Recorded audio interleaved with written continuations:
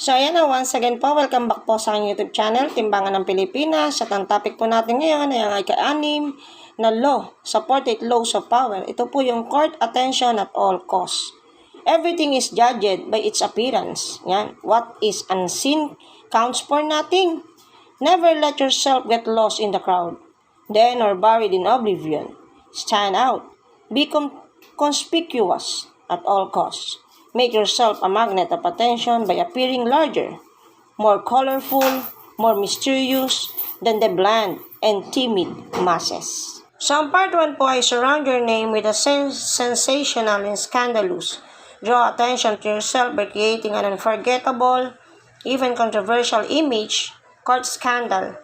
Do anything to make yourself seem larger than life and shine more brightly than those around you.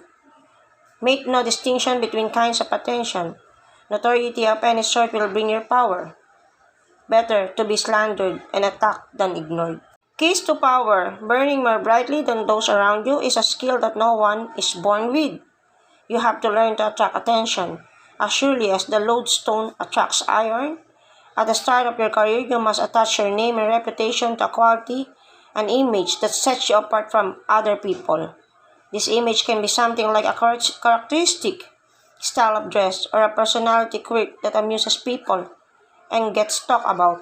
Once the image is established, you have an appearance, a place in the sky for your star.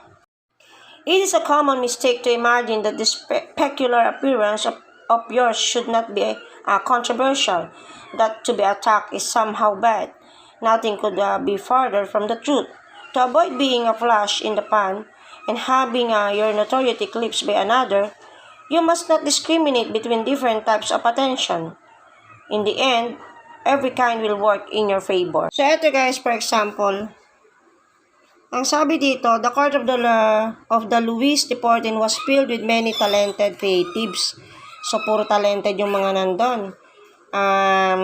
Beautiful women and people of nobility. Pag sinabing nobility, sila yung mga karespeto ng mga panahon yun, mga noblemen, tatalino yan. But there was no more talk about than the Duke de Lazun. For comparison, siya lagi ang pinag-uusapan. Bakit? Kasi, this Duke represented the personality type many known as Tyrion Lannister of the HBO series Game of Thrones. The Duke was dwarfish, napakaliit ng Duke. He slept with the king's mistress, openly insulted not only other courtiers, but the king himself. So, pati yung hari. Very similar to how Tyrion behaved. Louis, however, was so beguiled by the Duke's eccentricities that he could not bear his absences from the court. Diba? It was so simple.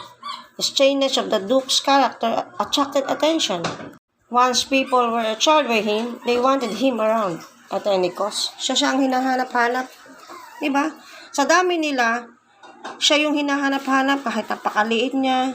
Dwarfish nga ang tawag sa kanya. Pero yung kanyang presence, yung kanyang absences, ay hinahangaan ng kahit ng hari at ng mga noble people. So, ayan guys. So, ito pa guys. Basahin pa natin itong isa, Observance of the Law. So, about 100 years ago in 1905, there was a rumor that spread throughout Paris of a young Oriental girl that danced in private homes. She was very exotic. She wrapped herself in veils, would dance seductively for people, and was from another country. So, yun ang trabaho noong Oriental girl. Pumupunta siya sa hinari siya at nagsasayaw siya ng seductively, yung kakit-akit. A local journalist had seen her dancing and reported a woman from the Far East had come to Europe, laden in perfume and jewels to introduce some of the richness, Oriental color, and life into the satire society of European cities. Soon, everyone knew the dancer's name, Mata Hari. So, yan, Mata Hari ang tawag sa kanya. Mata Hari would only perform for very small select private audiences. She wore alluring clothes covered in jewels. She danced in a way that was seductive and trance-like.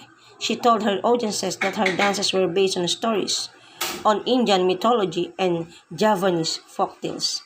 Everybody wanted to know more about her. She told journalists she was Dutch but had grown in Java. She boasted about her time spent in India learning sacred exotic dances. Few people had actually seen her dance, but everyone knew who she was. As a result, people started conjuring up all types of exotic, alluring images of her. They even compared her to the likes of an Indian goddess. Whatever their imagination wanted to see in this mysterious woman, it's so. She later performed for the first time in public. So, yan. At this point, she had become a kind of cult-like figure, even spawning limitations. Soon enough, her dances spread beyond Paris. Ayan na guys, naging matunog na ang balita tungkol kay Mata Hari. So, tuloy natin guys. At this point, she had become a kind of cult-like figure, even spawning imitations. Soon enough, her dance spread beyond Paris as she was invited to Berlin, Vienna, and Milan. Over the next few years, she had performed all over Europe. She earned an income like no other for someone in her age and gender. A sudden turn of events soon swept Mati Hari from underneath her. Near the end of World War I, she was arrested in France, tried, convicted, and executed as a German spy. Only during the trial did the truth reveal itself. Mata Hari wasn't from Java. She hadn't grown up in the Orient. She did not have a drop of Eastern blood in her. So her real name was Margaretha Zille, and she came from Holland. That is all she was. But the question remains, how did she come about this sudden fame and wealth? So, Margaretha Zille, better known by the stage name Mata Hari, was a Dutch exotic dancer and courtesan who was convicted of being a spy and executed by firing squad. So, kawawa naman pala yung ended ng buhay ni Mata Hari.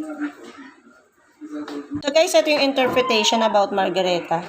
Margaretha learned to dance while she was traveling with her family in Java. She studied and mimicked their behaviors. Margaretha wasn't unlike many of thousand beautiful girls who landed in Paris every year, but she was ambitious and she wanted to create something unique for herself. So yun nga yung ginawa niya, she did. What attracted the public's attention and made her famous and wealthy was her mystery. So people are enthralled by mystery because it invites constant interpretation. They never tire of it. The mysterious cannot be grasped, and what cannot be seized and consumed creates power. So Margaretha's mistake was going public with her performances. She took her lie too far and courted too much attention. Too many thousands of people knew her name. She seemed to abuse her power and mystery and place herself in vulnerable situations.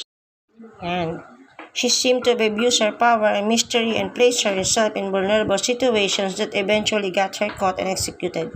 She wasn't actually a spy, regardless that the story of they conjured from her own fake story. So yun guys, hindi naman talaga totally spy siya. Kumbaga, kaya niya lang siya nagano ng iniba niya yung niya. Kumbaga yung gusto niya nga maging famous. Kaso lang, yung vulnerable na yung buhay niya noong nag-present na siya in public. So, doon unti-unting na usisa yung kanyang pagkatao.